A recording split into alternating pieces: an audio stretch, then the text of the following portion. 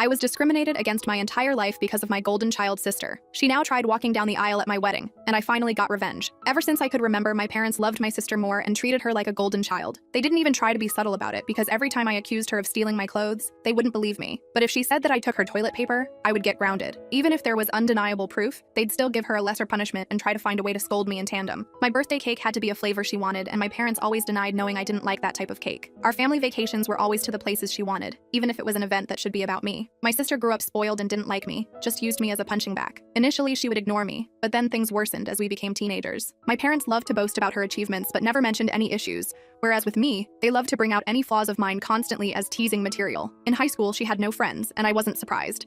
My parents had spoiled her, which made her too introverted to talk to anyone. While I was fairly popular, she found this unacceptable and lied to my parents that all of my friends were substance abusers, and I was banned from staying friends with everyone. What saved me from complete isolation was my extended family. Most of my family lived in the same hometown, and I got along with my cousins despite some age differences. At one gathering, they invited me over and I told them how I was banned from leaving the house. When asked why, my kid self with no filter replied that it was because I wasn't allowed to have friends since my sister didn't have any. My parents found out quite quickly and had a huge argument with our extended family, and as expected, I was grounded for complaining. Eventually, my sister's situation worsened, so she changed schools. I guess the humiliation of extended family knowing her social status was bad, and she demanded to be changed. My parents immediately obliged, even though it cost them more since the school was further away. My sister made friends at the new school. I thought this would make her ease up on me, but instead, it made this worse. Her friends would come over and bully me, and my parents called it light teasing. I never called friends over because my parents were awful hosts to them, or my sister would accuse them of taking stuff and they'd believe it. I did become close to my cousins though, especially because my parents didn't dare to mess with them. I was slowly starting to believe that life was back at its peak, especially because I finally got a boyfriend. But little did I know that my sister had her ways of ruining this as well. I didn't want to bring him home at all, but when my parents found out, they insisted. We arrived at my doorstep, and since the moment he entered, my sister had been staring at him. At one point, we were separated, and he came to find me to tell me that my sister was flirting with him. He said that she came over with revealing clothing, batting her eyelashes badly, and started telling him how bad I was,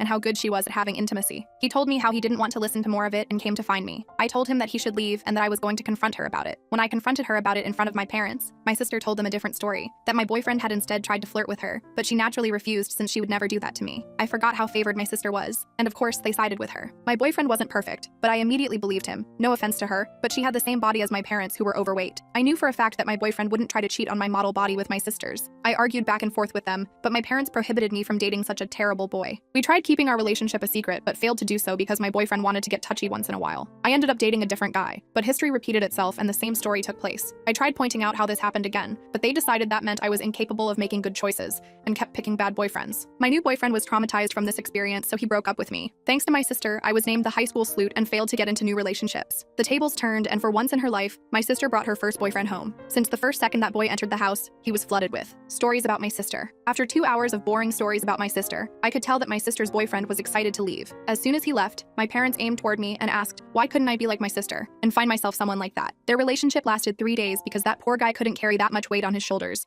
both physically and metaphorically. Years passed and things remained the same. I was confident that this was the worst things could get, but little did I know that my parents and sisters had a worse in store for me. My sister finally graduated from high school, and you would think she became more mature for college, but she was still the same. She got accepted into college but had no scholarship that could decrease the financial burden. Her grades were bad in school, since whenever she got a B, we would all celebrate. If she got an A, which was once in a lifetime, my parents would invite all of our families just to celebrate this. My parents naturally made a lot of fanfare and told her they'd pay for everything. I thought her college departure would be the best thing to happen to me, but turned out that it was the beginning of very stressful years for me. Eventually, my mom came to talk to me about my upcoming high school graduation. She told me since they were paying for my sister's college, they had no money to pay for mine, so it would be better for me to start working immediately after graduation and wait until my sister finished university to see if they could afford something for me. This basically meant that I would either go to college with student loans or take 4 years off and stay at their house, where they also made me pay rent. It became obvious that she was trying to get me to throw a tantrum because she didn't like my simple reply. I told her I was fine with not going to university and never wanted to go in the first place. This was a flat-out lie, but I figured I could use her words against her. My dad later tried getting on my nerves with my mom, but he failed as well. After a whole lifetime of terrible parenting, I never had any expectations towards my education. A few years passed and I worked very hard and got a scholarship. Not to anywhere like the Ivy League, but it was a good enough course with a full scholarship. Knowing my sister would hate it and try to stop me,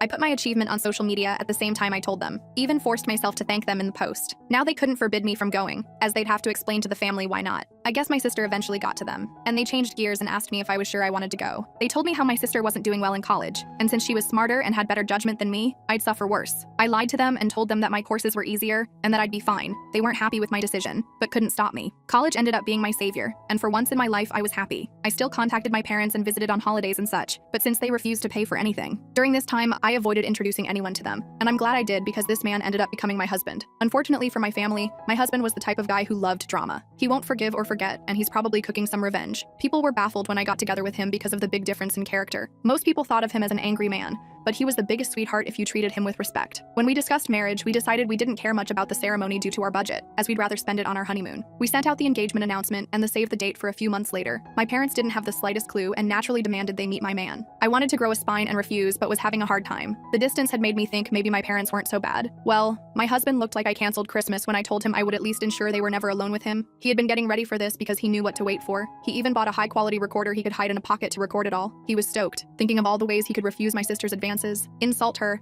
and then spread the recording of her attempts to my family. I refused to go with him, so he went alone and excited to meet them. When he came back an hour later, he had the most euphoric look on his face. Before I could say anything, he started shouting, "Babe, you won't believe the awful thing they wanted. We have so many opportunities to F them over." I was confused and wanted to hear the recording, but he told me it was better to listen to him first, or else I'd misunderstand him. As I was listening to his story, I realized I made the best decision of my life by choosing this man as my husband. My husband was the best thing that had happened to me, and I was glad that there was someone who would finally step up for me. He went over to my parents' house to meet them, and when he came back, he told me how many opportunities we had to F them over. I asked him to tell me what he meant, and he began telling me what had happened. My parents weren't necessarily happy with my husband because of his aggressive character, but they said how we're willing to pay for my wedding, on one condition. My sister would walk down the aisle on my wedding first, and in a wedding dress. My husband asked why, and they said that it wasn't okay for a younger sister to marry first, so it was only fair if my sister had at least the experience of it. My husband told me how he recorded the entire conversation with a grin on his face. He didn't try to say no to my parents because he was planning revenge. My husband told me how this was a perfect opportunity for revenge, and it helped me get out of a horrible headspace. We had a blast thinking up ways to screw them over this. We then called his much more level-headed brother when we decided on a plan. It involved having 2 venue addresses and giving them the wrong one. My husband's brother scolded us for this idea, calling it unethical and a horrible thing to do. So instead, we decided to invite my parents and hire security and not let them in. We also created the best scheme to get my parents to pay for the most expensive wedding we could get. My husband went back to my parents and said that he was willing to accept their offer, even though I wouldn't like it. He pointed out I don't like conflict, so if I was surprised by it, I might not throw a tantrum in front of all the people. Once that was agreed on, my husband brought up the pay. He told them that if they were to pay for the wedding, I would feel even more pressure to keep quiet. Once my husband and my father shook hands, I saw my grown sister skipping with joy in the video. For any discussion about my sister walking down the aisle before me,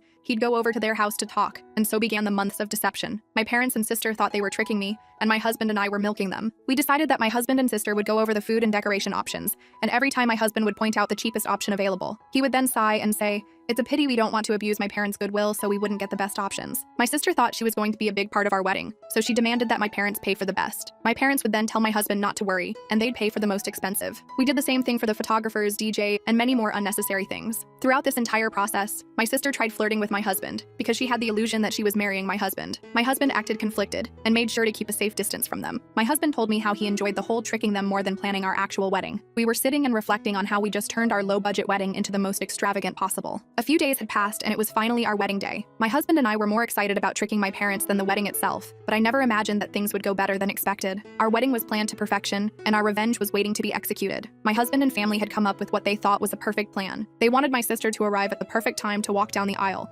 so they would avoid talking to me. My husband and I made sure to keep our security hidden at first. As the guests and my parents arrived, all they could see was a woman with a list of names to check. Only after my parents arrived and sat down did we bring out security. We told him to not allow anyone my sister in and even agreed to pay a handsome tip if he didn't reveal we told him that. A few minutes later, my parents got a text message from my sister which said that my sister was 5 minutes away. My dad stood up and made some gestures with his head, and soon enough my bridesmaids were following him. After they all went down and took their places, my dad stood up at the entrance as if waiting for me. A friend of mine in on the plan texted me and told me to get ready. As soon as my dad took his position, the bridal song started playing. The doors opened and I walked in. My dad looked shocked when he realized that it was me instead of her golden child. He tried looking at the venue entrance to spot my sister, but she was nowhere to be seen. At this point, he was supposed to walk me down the aisle, but he didn't. He got a phone call from someone and made it as an excuse to leave and mumbled, "Something came up." There were gasps and confusion all around. The friend in on it loudly asked what happened. I lied and in a teary voice said he told me. It wasn't supposed to be me there. The friend then loudly went, "What did he mean by it shouldn't be you?" So that as many people as possible could hear and spread it. My husband's dad quickly ran over and took my arm. I walked down the aisle to whispers as people discussed what happened. My husband and I deserved an Oscar because of how well we wept fake tears. My parents never came back and they missed my marriage. No one dared to tell me what was happening, but someone told me. He whispered in my ear that he had to go to the bathroom or else he would burst out laughing. Our plan had worked. I was told that my sister did arrive in a wedding dress. The security refused to let her in until my dad went there and tried threatening him with police, claiming he never heard of him. The security had no problem with the police coming because he was hired by us. At that point, my dad realized by then it'd be too late and tried to demand he let my sister in. My dad went after my husband and he pretended to be confused. He denied having ever agreed to something so ridiculous with my parents in front of everyone else. When they insisted he did, he demanded proof and of course they couldn't find any. My sister was crying and apparently sat on the floor kicking her legs like a kid. My dad looked like he'd beat my husband, but security and other people held him back. The venue had cameras, but they refused to show me the recording of my dad punching my husband. But some people took videos and even uploaded them online. Watching my parents and sister get ripped apart by any and everyone who came out to check the drama was delicious. After years and years of being accused of stuff and not believed, to watch them have a taste was one of the best wedding gifts. My mother was crying, my dad kept changing from purple to white, and my sister was still on the floor crying and screaming. They kept insisting that my husband was in on it, but people kept asking why would my husband agree, why was there no proof, and why they wanted my sister to do this to my wedding. They were told to leave and had no choice but to do so. My dad apparently had to drag my sister up as she refused to leave the ground. Their taxi arrived and before my dad got in, he said, "You guys are going to pay me back every penny." We were glad that he was gone and all of us went back to enjoying our marriage.